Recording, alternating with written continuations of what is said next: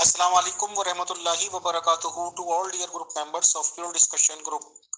आज हम इस्तकबाल करते हैं प्योर डिस्कशन ग्रुप में जाहिदा निसार मैम का, और आज का मौजूद गुफ्तगू है फ़लस्तीन में हमास का किरदार। इस रिगार्डिंग मोहतरमा जाहिदा निसार क्या सोचती हैं, क्या ख्यालात रखती हैं या क्या जज्बात हैं उनके, क्या पॉइंट्स हैं उनके पास, तो ये सब जानने के लिए हमने इनवाइट किया है जाहिदा निसार मैम को। तो आए Zahida Nisar ma'am, welcome and अस्सलाम वालेकुम to you and to all dear members of pure discussion group, welcome.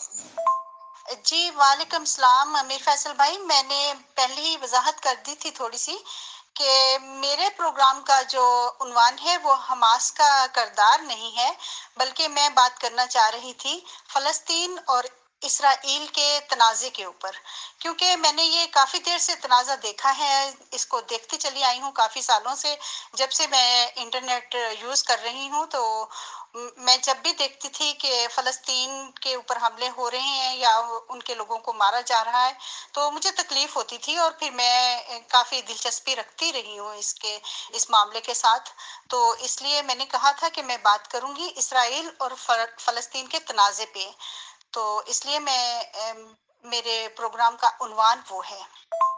Ji Zahida ma'am, आप जो भी कुछ कहना चाहती हैं अल्टीमेटली तो वही बात हो गई ना। जो भी आप कहना चाहती हैं आप कहें प्लीज, शुक्रिया। तीसरे नंबर पे कुछ ईसाई और मुसलमान भी हैं जो इसराइल में रहते हैं। हम देखते हैं कि फ़लस्तीन में कौन से लोग रहते हैं। वो अरब मुसलमान हैं और अहले सुन्नत है, लेकिन शायद हमारे अहले सुन्नत से उनका अकीदा कुछ मुख्तलिफ है। ये सदियों से वहाँ रहते हैं। फ़लस्तीन इनका आबाई इलाका है। अब हम आते हैं कि ये तनाज़ा कैसे पैदा हुआ। इस सारे तनाज़े के पीछे एक बहुत लंबी चौड़ी कहानी है।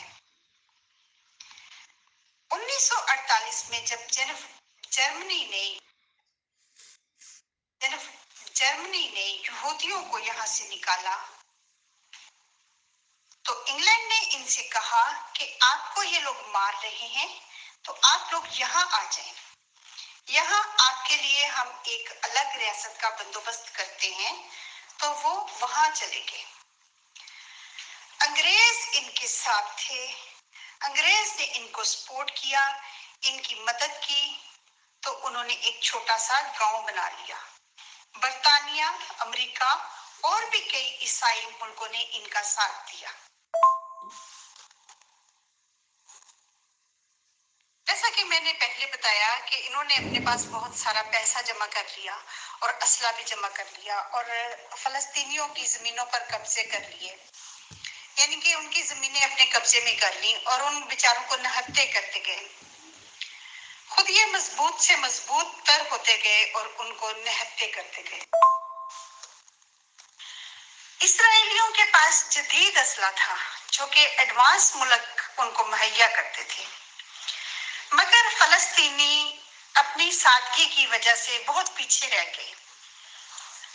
उन्होंने अपने पास बहुत ही हल्का फुल्का असला रखा, क्योंकि ये लोग उनको मारते थे तो उनको भी अपने पास असले रखने की जरूरत महसूस हुई, मगर उनके पास ऐसा जदीद असला नहीं था।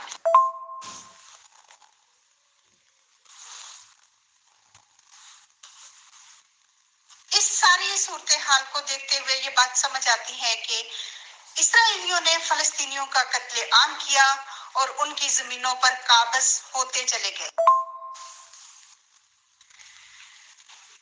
فلسطینیوں نے جب محسوس کیا کہ یہ تو ہماری زمینوں پر قبضے کرتے جا رہے ہیں اور ہمیں مارتے جا رہے ہیں، تو انہوں نے عربیوں نے پھر مزاحمت کرنا شروع کر دی اور لڑنا شروع کر دیا، مگر ان کے پاس چونکہ جدید اسلحہ بھی نہیں تھا، چھوٹے چھوٹے ہتھیاروں سے یہ لڑتے تھے، مگر چونکہ اسرائیلیوں کے پاس جدید اسلحہ تھا تو اس طرح سے جنگیں شروع ہو گئیں۔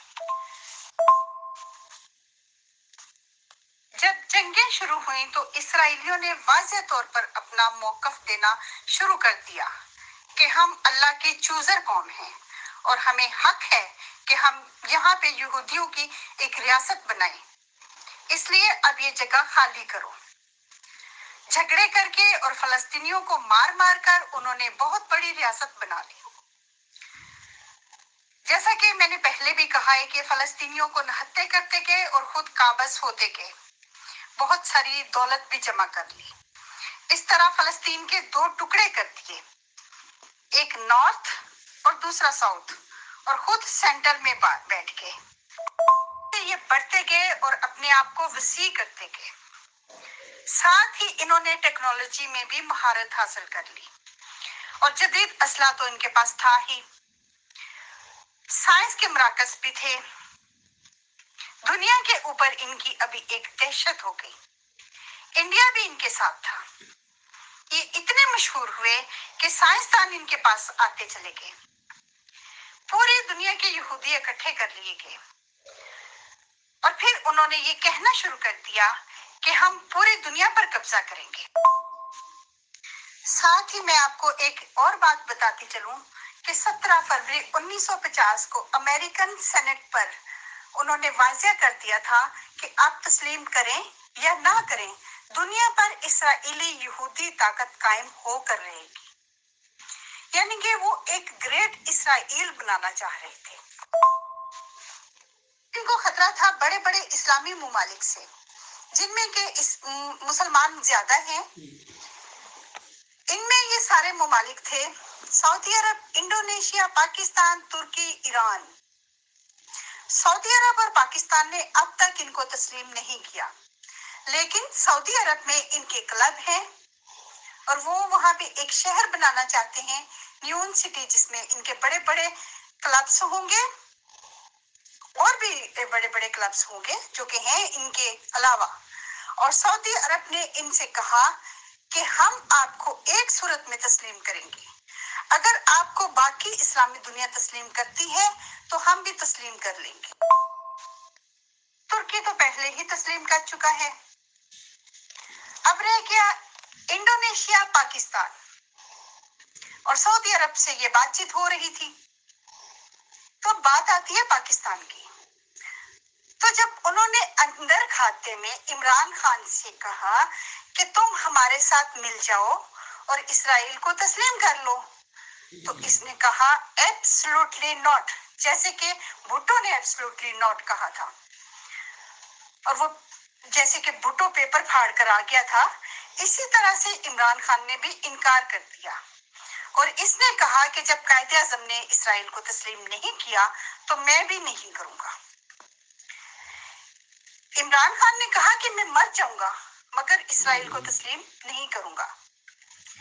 انہوں نے پھر عمران خان سے کہا کہ اگر تم نہیں ہمیں تسلیم کرتے تو تم روس اور ایران کا ساتھ نہیں دو گے۔ تو عمران خان نے کہا کہ میں تو ایران اور روس کا ساتھ دوں گا۔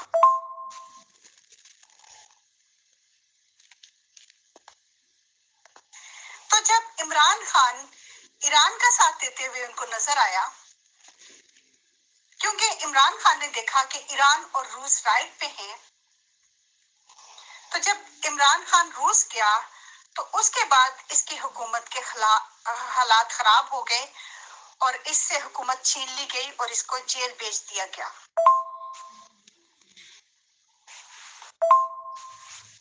جب فلسطینیوں نے دیکھا کہ سبھی تسلیم کرتے جا رہے ہیں اور سبھی اکٹھے ہوتے جا رہے ہیں، سعودی عرب بھی ان کے ساتھ مل جائے گا تو پھر یقیناً پاکستان بھی ملے گا۔ سعودی عرب کے تسلیم کرنے کے 1-2 مہینے کے بعد یقیناً پاکستان بھی اس کو تسلیم کر لیتا۔ تو فلسطین ڈر گیا اور فلسطین نے سوچا کہ ابھی کچھ تو ہونا ہے. تو انہوں نے 7 اکتوبر اسی سال کے 7 اکتوبر کو جو انہوں نے اتنا بڑا حملہ کیا، اس کے پیچھے یہ ساری وجوہات تھیں. اب بات آتی ہے کہ حماس کیا ہے. حماس ایک تنظیم ہے جو کہ فروری 1987 کو بنی اور اسے اسرائیل نے خود بنایا. یہ تقریباً اسی طرح کی تنظیم ہے جس طرح کی طالبان تنظیم ہے. طالبان کی تنظیم کو بنانے والا امریکہ ہے، یعنی کہ طالبان امریکہ کی بنائی ہوئی تنظیم ہے. بالکل اسی طرح سے حماس اسرائیل کی تنظیم ہے. اسرائیل نے یہ تنظیم خود بنائی تاکہ PLO ختم ہو. اب PLO کیا ہے؟ PLO ایک آرگنائزیشن ہے، فلسطین لبریشن آرگنائزیشن. اس لبریشن آرگنائزیشن کو ختم کرنے کے لیے اسرائیل نے حماس بنائی. جیسے اسرائیل بیبی ہے یورپ کا، UK کا، امریکہ کا، ویسٹرن ملکوں کا، ایسے ہی حماس بیبی ہے اسرائیل کا. اب یہ ہے کہ حماس اسرائیل کو مارنا نہیں چاہتی، وہ اس کو چھوٹ دینا چاہتی ہے کہ ٹھیک ہے آپ آرام سے رہو مگر ہمیں بھی سکون سے رہنے دو. لیکن ایسا نہیں ہوتا. اب ہم دیکھتے ہیں 7 اکتوبر حماس کے حملے سے 2 ماہ پہلے امریکہ نے 35 ملین یورو کے ساتھ ایک امریکی ملٹری بیس بنائی غازہ کے پاس. انہوں نے وہ کیوں بنائی؟ ان کو کیسے پتا تھا کہ ایسا کوئی حملہ ہوگا؟ جنگ کا پلان بنایا گیا تھا خود.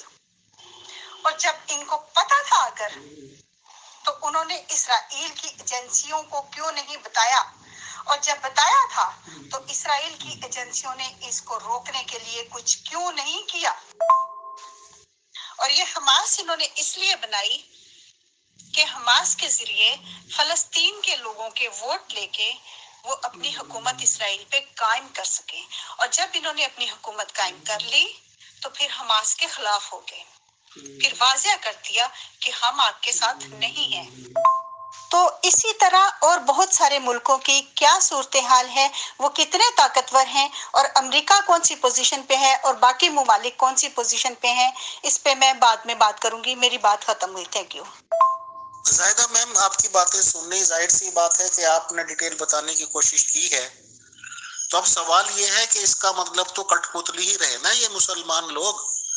چاہے آپ PLO کا نام لے لیجئے، وہ تو بہت پرانی آرگنائزیشن ہے. یاسر عرفات صاحب اس کے سربراہ تھے اور کافی اچھا وہ لوگ کام کر رہے تھے اکارڈنگ ٹو مسلمس. اب اس کے خلاف انہوں نے تنظیم کھڑی کری. آپ خود مان رہی ہیں کہ ان کو لے کے جانے والی بھی غیر مسلم، ان کو بڑھانے چڑھانے والی بھی غیر مسلم، ان کو یوز کرنے والی بھی غیر مسلم. تو آخر یہ خود کیا ہے میم؟ اور اگر خود ان کی کوئی ویلیو نہیں ہے، خود ان کی وقت نہیں ہے، تو یہ تو کھلونے سے زیادہ پھر ہے ہی نہیں. اگر انہوں نے 5000 راکٹ داغے ہیں، حملے میں پہل کی ہے اور اس کے بدلے میں غزہ پٹی کو تباہ کروا لیا، اور آج تک ان کے جو نومولود بچے ہیں، چھوٹے چھوٹے بچے ہیں، یا نسل کہہ لیجیے ختم کی جا رہی ہے، تو اس کے ذمہ دار پھر کون ہوئے؟ کون مسلمانوں کے قتل عام کے ذمہ دار ہیں؟ بس یہ بھی بتا دیجیے، کیونکہ میرے خیال سے آپ نیکسٹ سیشن بھی لیں گی. تو آج کے سیشن کا یہ تو بتا دیجیے کہ ان سب چیزوں کا انجام کیا ہوا ہے. شکریہ. جی، میرا خیال ہے کہ میں نے کہا ہے کہ یہودیوں کو یہاں سے لے کے گئے ہیں عیسائی، مسلمان نہیں لے کے گئے، یہاں سے عیسائی ہی لے کے گئے ہیں. وہاں پہ ان کو سیٹ کیا، وہاں سے انہوں نے وہاں پہ چلاکیاں کی، سازشیں کی، اور وہاں کے رہائشی لوگ جو تھے ان کے ساتھ یہ ظلم کیا، ان کو مارتے گئے اور ان کی زمینیں چھینتے گئے.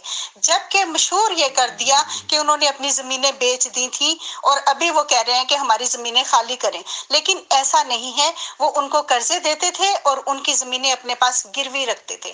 جب وہ مانگتے تھے تو وہ ان کو مار دیتے تھے.